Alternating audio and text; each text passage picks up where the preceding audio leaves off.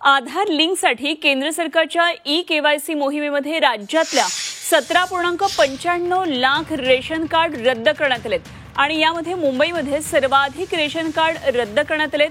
मुंबईमध्ये रद्द करण्यात आलेल्या रेशन कार्डची संख्या ही तब्बल 4,80,000च्या घरामध्ये आणि त्याखालोखाल ठाण्यामध्ये 1.35 लाख रेशन कार्ड रद्द करण्यात आलेत।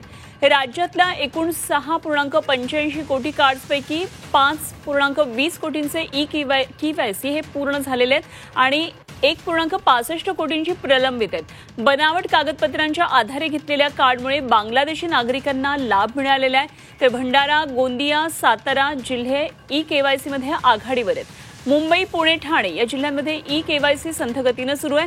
रेशन कार्डच्या ई-केवायसीची अंतिम मुदत आता संपलेली असली तरी शासन निर्देश येईपर्यंत हे केवायसी सुरूच राहणार आहे।